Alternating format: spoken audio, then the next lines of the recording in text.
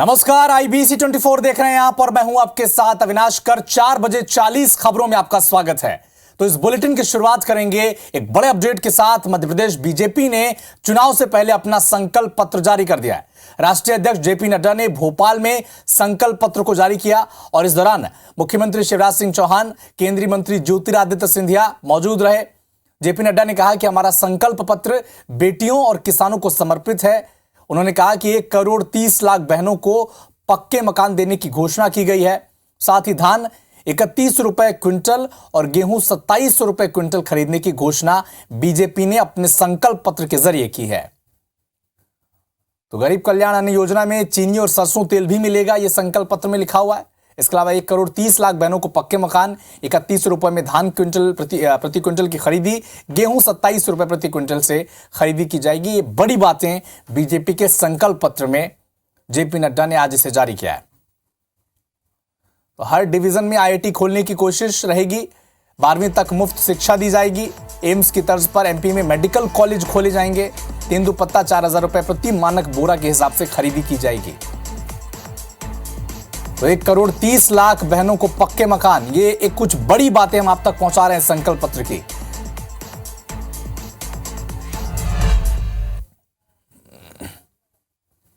लाडली बहन योजना के तहत 1,30,00,000 बहनों को हम फाइनेंशियल असिस्टेंस के साथ साथ हाउसिंग फैसिलिटी भी देंगे और उनको पक्के मकान देंगे। इसकी हमने व्यवस्था उसमें जोड़ी है। गेहूं की परचेज हम प्रति क्विंटल 2700 में प्रति क्विंटल करेंगे और धान का परचेज हम 3100 प्रति क्विंटल के हिसाब से करेंगे। MP में विधानसभा चुनाव को लेकर केंद्रीय मंत्री दौरे पर हैं और इसी कड़ी में आज केंद्रीय मंत्री अमित शाह धार पहुंचे। अमित शाह ने बीजेपी प्रत्याशी के पक्ष में मतदान करने की अपील की और भारत माता की जय, वंदे मातरम के नारे भी लगवाए। अमित शाह ने मनावर में रोड शो भी किया।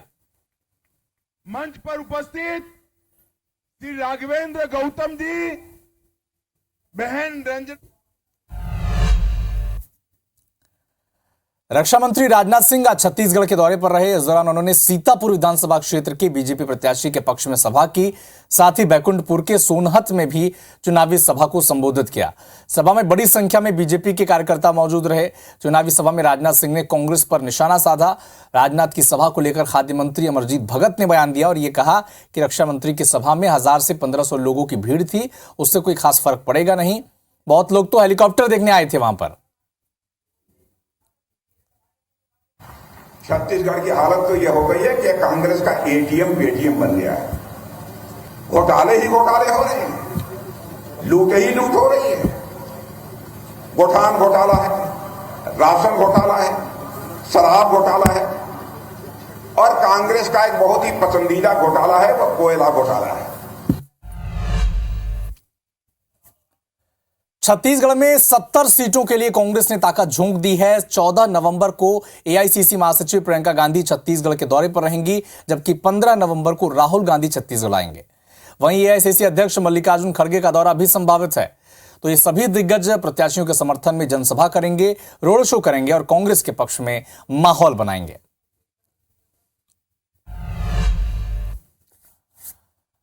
तो चुनाव से जुड़ा एक बड़ा अपडेट आपको बता दें। मध्य प्रदेश में कांग्रेस को एक बड़ा झटका लगा है। यहां पूर्व मंत्री अखंड प्रताप सिंह ने बीजेपी में सदस्यता ले ली है। अखंड प्रताप सिंह को बीजेपी कार्यालय में जेपी नड्डा और VD शर्मा की मौजूदगी में सदस्यता दिलाई गई। आपको बता दें कि कुछ दिन पहले ये आम आदमी पार्टी में चले गए थे। इससे पहले वे कांग्रेस और बसपा में भी रह चुके हैं।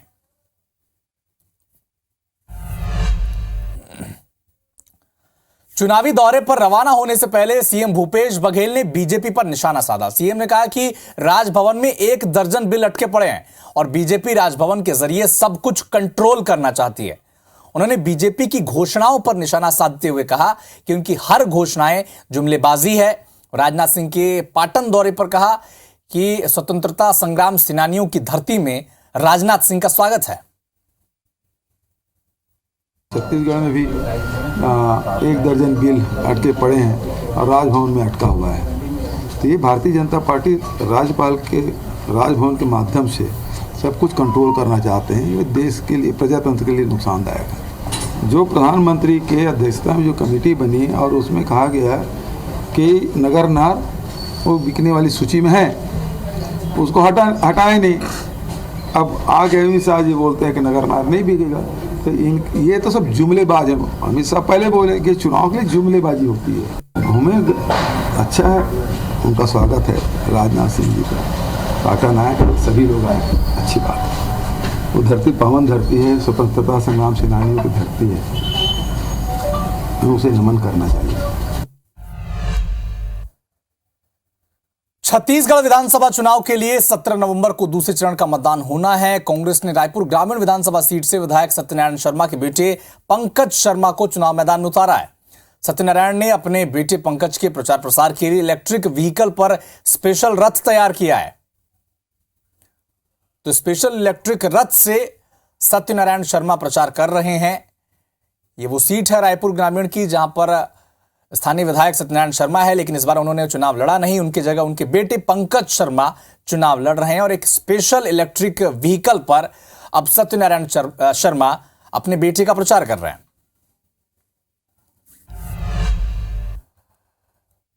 सीधी विधायक केदारनाथ शुक्ला ने एक बड़ा खुलासा किया है। सीधी पेशाब कांड मामले में सीधी सांसद रीति पाठक पर उन्होंने गंभीर आरोप लगाए।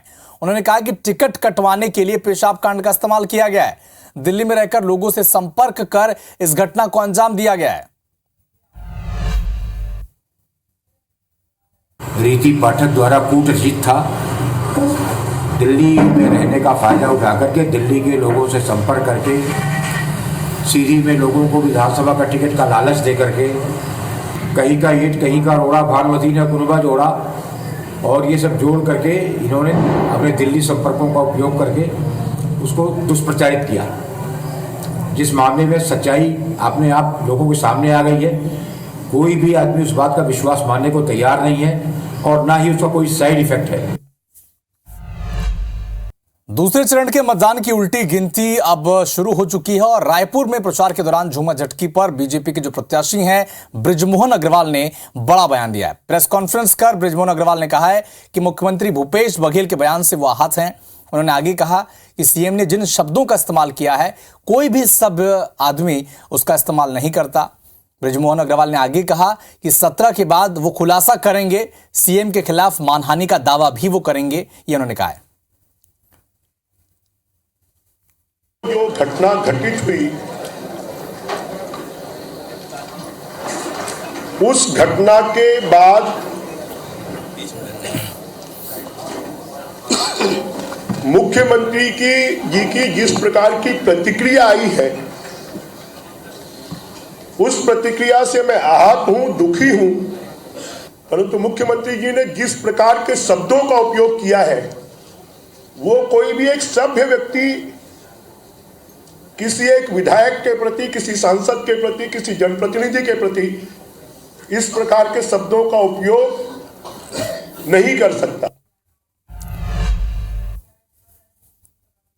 तो दूसरे चरण के मतदान की उल्टी गिनती शुरू हो चुकी है। सभी पार्टियों के स्टार प्रचारक ताबड़तोड़ रैलियां कर रहे हैं और इसी क्रम में कांग्रेस के प्रदेश अध्यक्ष दीपक बैज आज छत्तीसगढ़ के सूरजपुर के दौरे पर रहे। सबसे पहले प्रतापपुर विधानसभा के धर्मपुर गांव पहुंचे, कांग्रेस की जीत का दावा किया। साथ ही उन्होंने पहले चरण के चुनाव में भी कांग्रेस की ज्यादा से ज्यादा सीटें जीतने का दावा किया। आपको यह भी बता दें कि प्रतापपुर विधानसभा क्षेत्र में पिछले 43 सालों से कांग्रेस प्रेम सिंह टेकाम पर विश्वास जताती आई थी, लेकिन इस बार कांग्रेस ने महिला प्रत्याशी पर दांव खेला है। प्रेम सिंह की नाराजगी पर कहा दीपक बैज ने कि वो पूरी ईमानदारी के साथ कांग्रेस का काम कर रहे हैं और आने वाले वक्त में पार्टी भी उन पर ध्यान देने वाली है।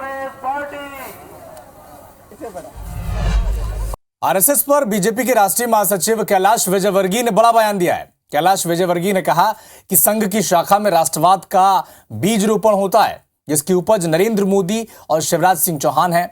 हम भाग्यशाली हैं कि बचपन से संघ की शाखा में जा रहे हैं।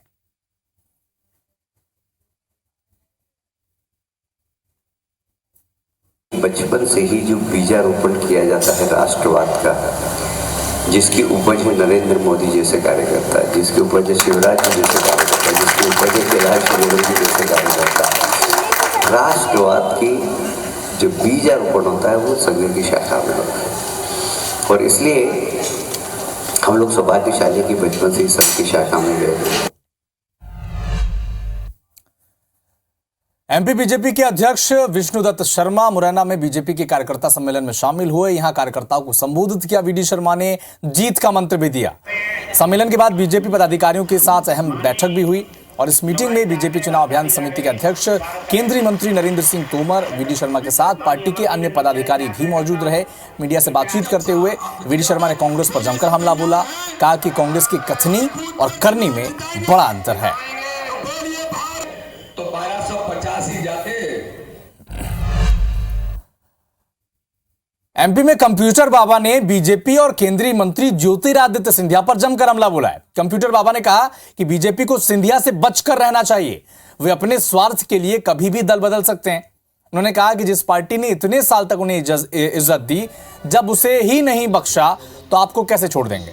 इसके साथ ही कंप्यूटर बाबा ने कई और मुद्दों पर बीजेपी को आड़े हाथों लिया है।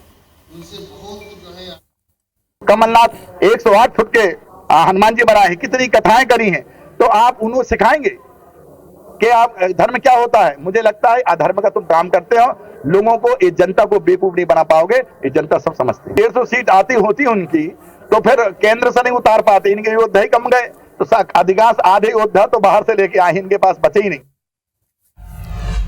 श्योपुर के किसानों को जरूरत के हिसाब से अब खाद नहीं मिल रही है।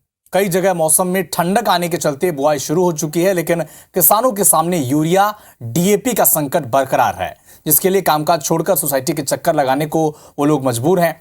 खाद की किल्लत से जूझते किसान सुबह 6 बजे से लाइन में लग जाते हैं। समिति भी किसानों को 3 से 4 साल पुराना खाद उपलब्ध करा रही है, क्योंकि 2 साल पहले जो बाढ़ आई थी उसमें सोसाइटी में रखे खाद भीग गए थे। सोसाइटी में अब तक नया खाद का स्टॉक नहीं आया है। समय पर खाद नहीं मिलने से किसान भी परेशान हैं।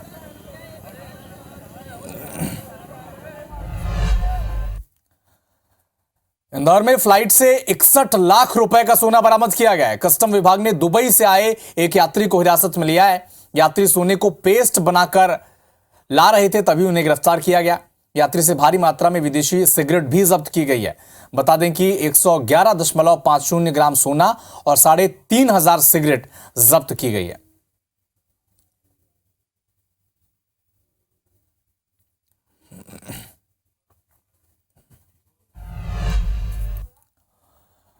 दमोह में कथित तस्वीर ने जिले का सियासी पारा हाई कर रखा है। इस तस्वीर के आने के बाद हिंदू संगठन बीजेपी के वरिष्ठ नेता और पूर्व मंत्री जयंत मलैया पर हमलावर हो गई है, तो वहीं बीजेपी के नेता बचाव पर उतर आए हैं। बता दें कि सोशल मीडिया पर एक वीडियो वायरल हो रहा है, जिसमें पूर्व मंत्री और बीजेपी के प्रत्याशी जयंत मलैया के साथ खड़े हैं मुस्लिम समाज के कुछ लोग बीजेपी की सदस्यता ले रहे हैं। इस मामले को लेकर हिंदू युवा वाहिनी के जिला अध्यक्ष और बीजेपी पार्षद विक्की उर्फ विक्रांत गुप्ता ने गंभीर आरोप लगाए हैं। बता दें कि IBC 24 इस वायरल वीडियो की पुष्टि नहीं करता है।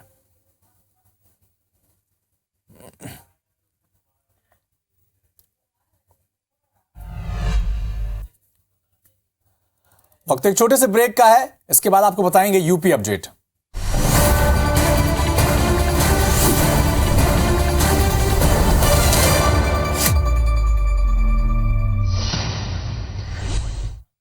गाजियाबाद में 2 लुटेरों के साथ एनकाउंटर। एक लुटेरे को गोली लगी, दूसरा लुटेरा भागने में सफल।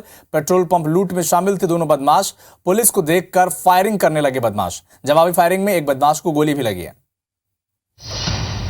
अयोध्या में दीपोत्सव का आज बनेगा नया वर्ल्ड रिकॉर्ड। 24 लाख दियों से रोशन होगी धर्मनगरी अयोध्या। दीपोत्सव से पहले अयोध्या में आकर्षक सजावट, राम कथा पर आधारित तोरण द्वार से सजावट। मुख्यमंत्री योगी आदित्यनाथ और राज्यपाल करेंगे अगवानी। प्रयागराज के बहादुरगंज इलाके में एक इमारत में आग लग गई। दमकल की गाड़ियों ने मौके पर पहुंचकर आग बुझाई है। आग लगने के कारणों का अब तक पता नहीं चला है।